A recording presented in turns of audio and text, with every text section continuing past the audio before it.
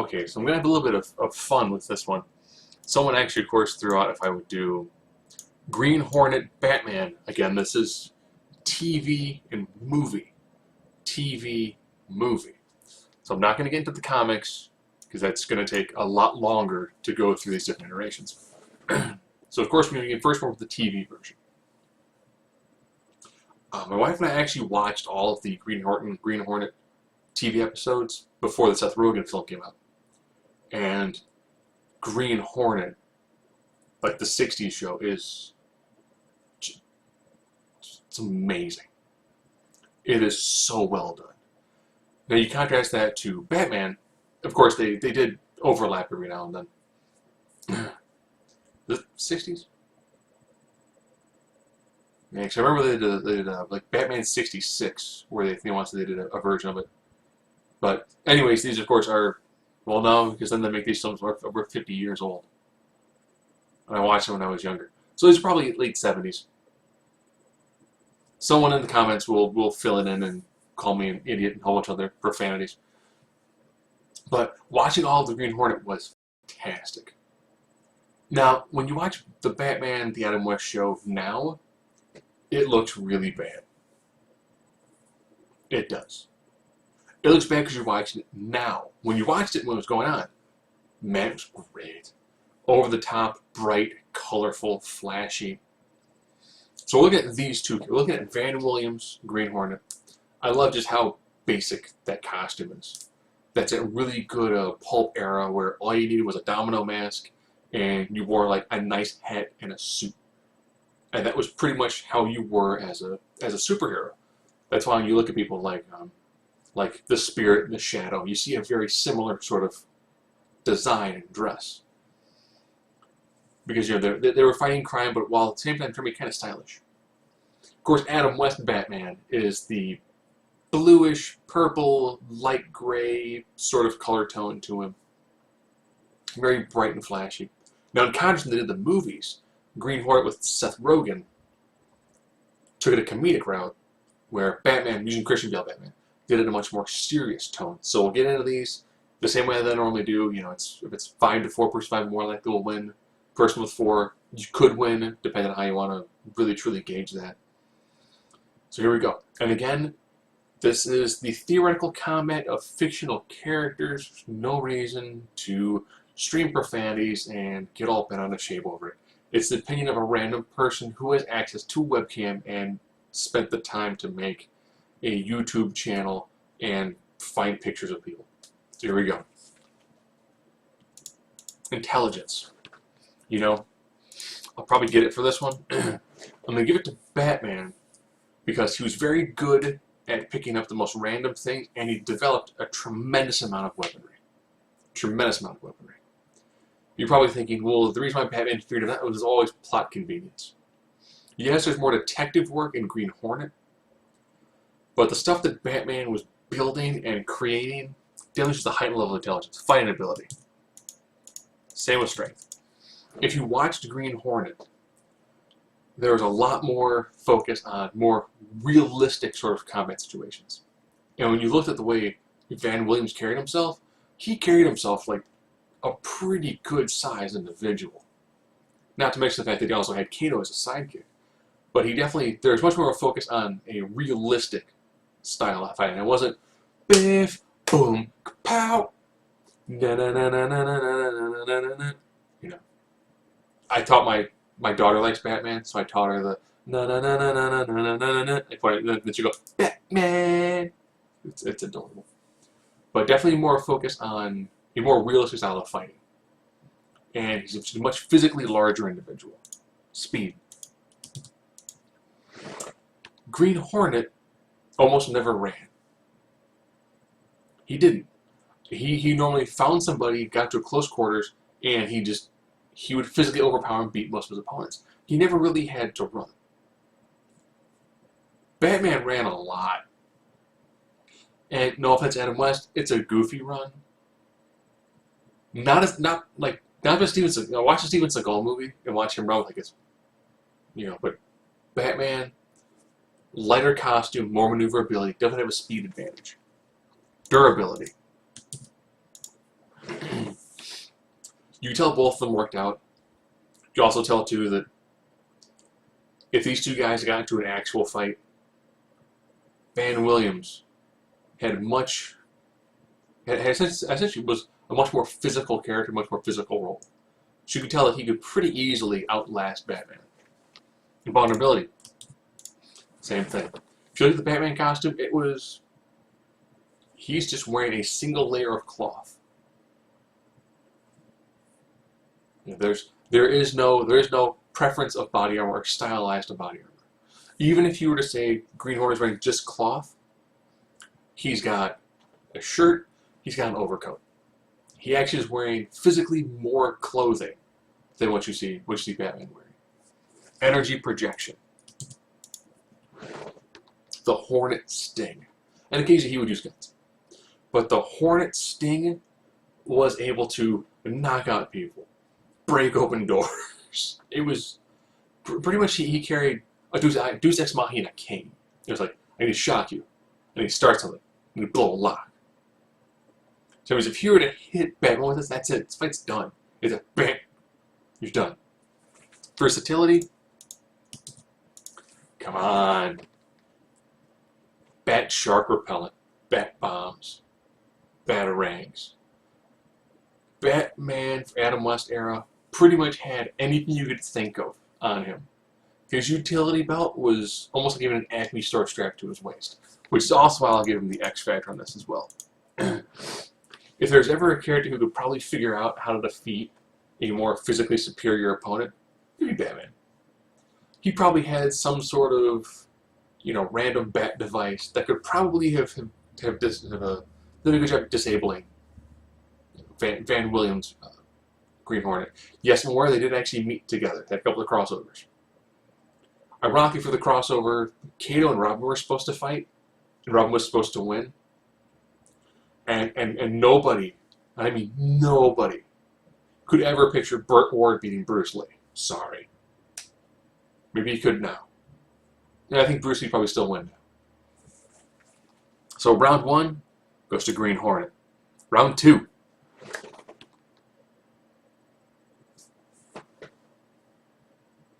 Now I'm looking at Batman. This is the Batman Begins Christian Bale Batman. Because Green Hornet, the Seth Rogen version, he's just starting to become a character. He's just learning his role. So I figured it made sense to pick a Batman who is just learning his role. So here we go, intelligence. Seth Rogen's Green Hornet is like watching Seth Rogen enter the film starring Seth Rogen. He's a bumbling idiot. That's just the way his character is created. I almost think this is the way the Jack Black Green Lantern film would have laid out. Fighting ability. Seth Rogen gets the daylights beaten out of him repeatedly in this film, where Batman is actually fighting individuals and he's trained by the League of Assassins. Strength. Remember that scene where Christian Bale is essentially he's on the poles fighting people. All the time he's with the League. Dude is jacked. And while Seth Rogen got into better shape to be Green Hornet, he's not quite in a superhero level of shape. Speed. Let's just do this. Batman, definitely a higher level of speed and dexterity and agility. Physical comes to durability. The stuff that he actually survived and went through makes him a much more physically imposing individual with a higher degree of stamina. Invulnerability. He's in legitimate armor. A legitimate, fully functioning armor. Energy protection. Well, you know what? I'll give that to Green Hornet. An advantage is they actually did do a pretty good job giving him knockout capabilities at range. Of course, Kato built them.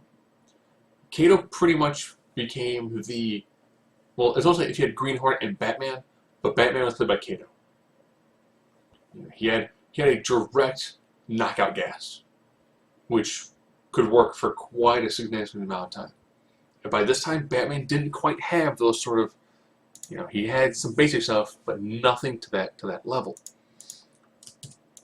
And we get Batman there's versatility. Even though Green Hornet had a decent amount of equipment that was made for him by somebody else, Batman carried around a nice assortment of different things.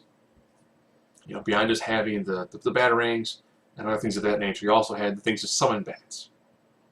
And I kind of have a feeling that, even though Seth Rogen would have a lot of different sort of tools he could use, I would highly doubt they'd be effective enough against someone like Batman. And X Factor, it's Batman. Sorry.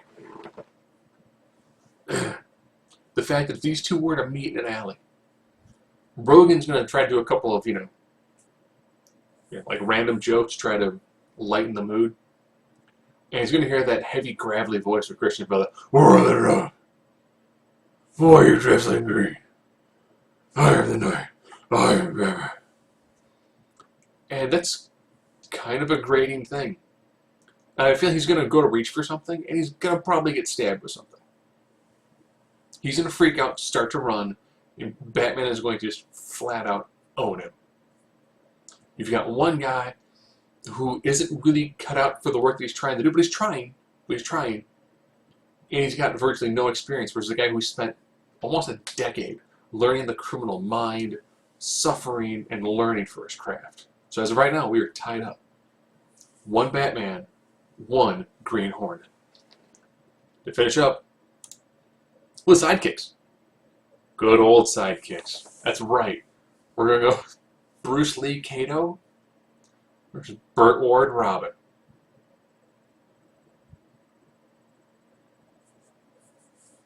I thought we'd do the movie versions, but they both had one shot. And I was like, nah. Chris O'Donnell's Robin was barely Robin.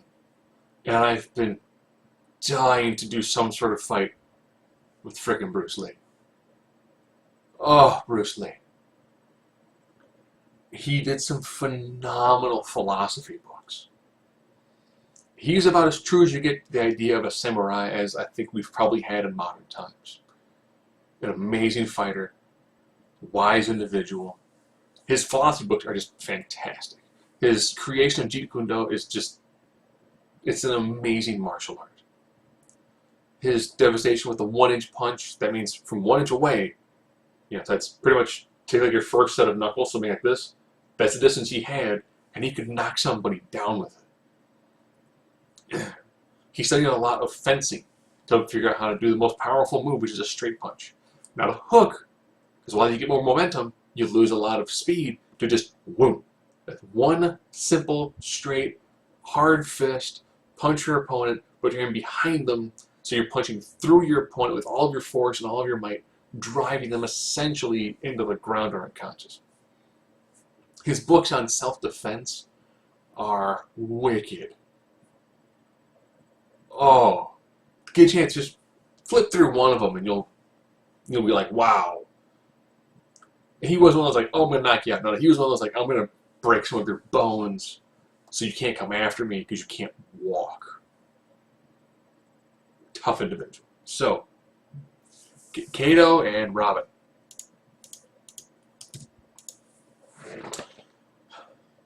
If you watched the Green Hornet in a non-American market, especially in the Asian markets, it was called the Kato Show.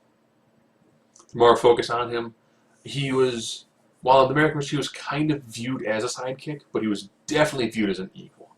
He helped Green Hornet when it came to solving issues. He was definitely a person who was there to help round out any sort of edges that Green Hornet had as a downside, where Robin just really didn't seem to have it. He was more of, Batman needs help. Oh, I got captured too. Sorry, Batman. Fighting ability. We'll just make this pretty easy.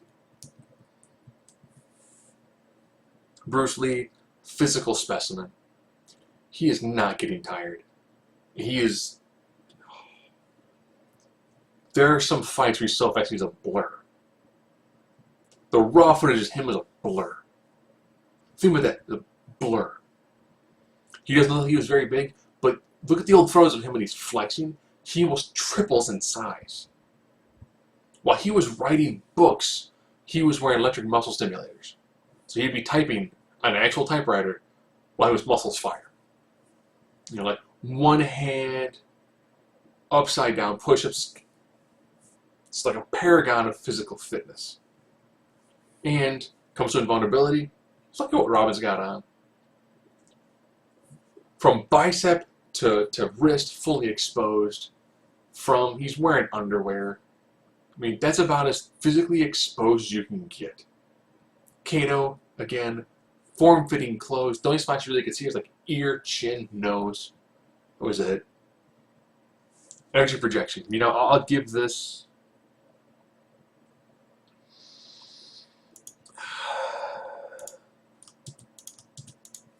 I'll give those two to Robin. Kato was not a fan of using weapons.